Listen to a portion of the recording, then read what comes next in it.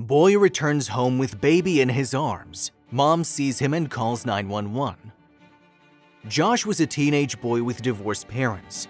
His one dream was to see his family back together again. It all seems impossible until Josh comes home with a newborn baby. 16-year-old Josh sat on his bed nostalgically gazing at a photo on his phone of his mother Betty, his father Derek, and himself at a picnic. He wished with all his heart that he could turn back the hands of time and go back to the happier times for his family. Josh had always dreamed of having a large family, but recent events had only seen the small family he already had being broken apart. His parents had recently divorced and his father had moved on with a new woman even before the divorce was finalized. Josh had a deep attachment to his father since childhood, so he tried his best to maintain their relationship. The divorce was difficult for Josh and he missed having both parents around. However, it didn't come as much of a shock as his parents would do nothing but fight and bicker. "Josh, what are you doing?" Betty said, stepping into Josh's room.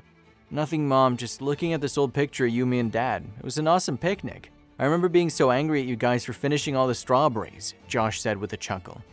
"Oh yeah, I remember this. It was so long ago, a different time," Betty said, sitting next to her son. "But I hope you understand things are different between your dad and me now. He isn't the same man he was here. He seems to only care about himself these days." "I just wish things could return to how they used to be," Josh said. "Yeah, well, that's life, Josh. Things change," Betty said, getting up. "Come now, get ready for school." Betty wished her son would understand that his father was not the saint he admired so dearly. Derek was an easy-come, easy-go kind of guy. He liked things easy, so when Betty fell pregnant with Josh, he was upset to lose his freedom to the responsibilities of being a father. Later that week, Josh was scheduled to meet his father's new woman, Sylvia, for the first time. His father had hoped it would help mend the family differences, and while Josh was excited to see his dad, he wasn't particularly happy to meet his new woman. He still hoped their family would get back together, and Sylvia only got in the way. "Hi, champ," Derek said as he opened the door for Josh. "Hi, Dad," Josh said, entering the small apartment. "So glad you could make it," Derek said as a young woman approached him from the kitchen. He kissed her on the cheek, holding her in his arms. "Josh, I'd like you to finally meet your new mommy, Sylvia," Derek said. Josh instantly felt uncomfortable with the term new mommy but held his peace. "Sylvia, this is my son Josh." "Nice to meet you, Josh. Heard a lot about you," Sylvia said, shaking Josh's hand. "Nice to meet you too," Josh responded casually. Josh couldn't help but admire Sylvia's beauty. There was something very kind about her face, but she was by no means a match for his mother and could never replace her. Josh, Derek, and Sylvia had an amazing dinner that night. Josh was happy to finally spend a little time with his father. Unfortunately, most of his attention was focused on Sylvia and he began feeling like a third wheel. However, as the night progressed, Josh began to take a liking to Sylvia. They both shared a love for puzzles and had an amazing time solving one after dinner. Josh and Sylvia even ended up exchanging numbers. When Josh got home later that day, he told his mother about everything that transpired. When Betty heard about the new mommy comment, she immediately lost it. "New mommy?" Betty yelled in shock as she did the dishes. "Has Derek completely lost his mind?" "I think he was just making a joke. I'll admit it was in poor taste, but don't read too much into it, Mom," Josh said, trying to calm his mom down, who chopped onions in a huff. The comment was clearly a minor detail that would have been better kept to himself. "No, Josh, you can't say things like that. The nerve!" Betty said, banging the pots and pans together as she continued with the dishes in frustration. "Listen, I don't want you going over there anymore," she added. "Mom, that's not fair. You can't just forbid me from seeing my own father," Josh complained. "I can and will. I don't want you contacting or communicating with him either," Betty exclaimed in a huff. Josh knew better than to argue with his mother when she was this angry. He sadly walked off into his room. A few weeks passed, and while Josh still wasn't in communication with his father, he and Sylvia would still text occasionally. Josh's father was often hard to reach, so his new relationship with Sylvia helped him keep tabs on his dad. One day, Josh received a shocking call from Sylvia. "Hi, Josh. I didn't know who else to call," Sylvia whimpered in tears. "Your dad left me, Josh. I told him I was pregnant and he just up and left. I don't know what to do," Sylvia cried. "I'm so sorry, Sylvia," Josh simply said. He was only a teenager and had no idea how to handle such a situation. "Please help me, Josh. I'm an immigrant and don't have family here. I'm all alone." "I'll try to talk to my mother and see if she can help," Josh said. Josh tried to talk to his mother, but the minute she heard Sylvia's name, she wanted no part in it at all. His mother was his last hope. As a 16-year-old teenager, there was very little Josh could do for the woman. Time flew by and Josh was still heartbroken over his shattered family life. His father was long gone, his mother had become more hardened, and all warmth and laughter had evaporated away from his home. One evening, Betty was waiting for Josh to come home. They had a lawyer's appointment to get to and it was already getting late. Where is this boy? Betty wondered, frustrated at her 11th call going unanswered.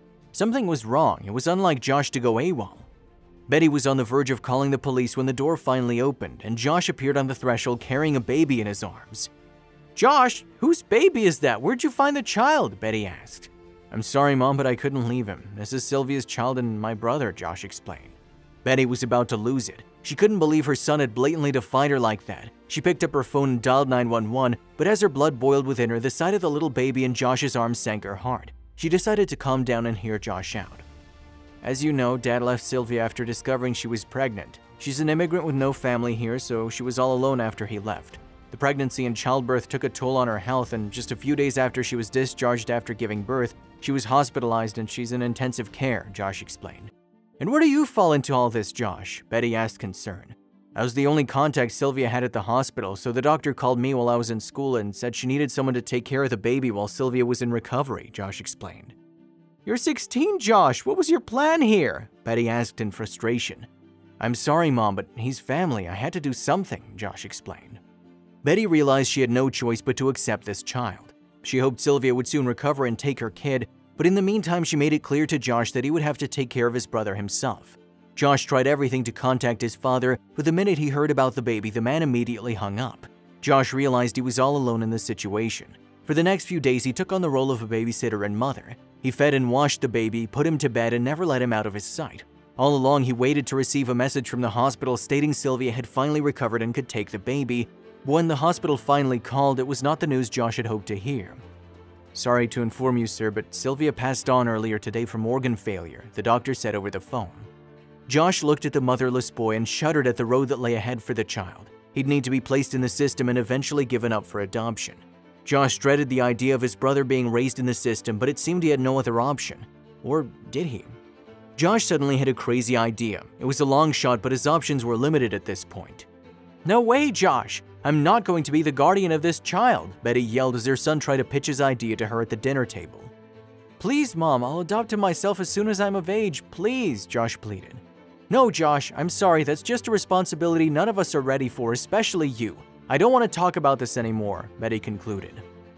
The next day, Josh was in tears as he packed his brother's things, preparing to drop him off at the hospital. Betty watched her heartbroken son as he grabbed his brother's bags and strolled to the door in tears. Betty stopped him just as he got to the door. Wait, Josh. Maybe we can give your idea a shot. I mean, he is family after all, Betty said. Josh hugged his mother graciously. A few months later, Betty officially became the guardian of Sylvia's child. She even grew to love the child, naming him Andrew after her grandfather.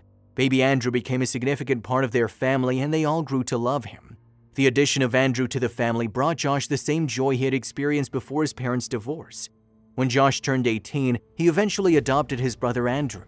Josh had a fiancée by then, and just a few years later the couple got married. She was delighted to step into little Andrew's life and took on a motherly role along with Betty. One day, Betty, Andrew, Josh, and his wife were out for a day in the park when Derek called. He spoke to Betty, trying to apologize for everything that had happened. He'd only recently learned about Sylvia's passing and was now prepared to step into his role as a father. It's too late, Derek, Betty explained as she watched Josh, his wife, and little Andrew playing in the park. Little Andrew already has a family that loves him dearly. I'd hate for you to mess that up. Goodbye, Betty concluded, hanging up.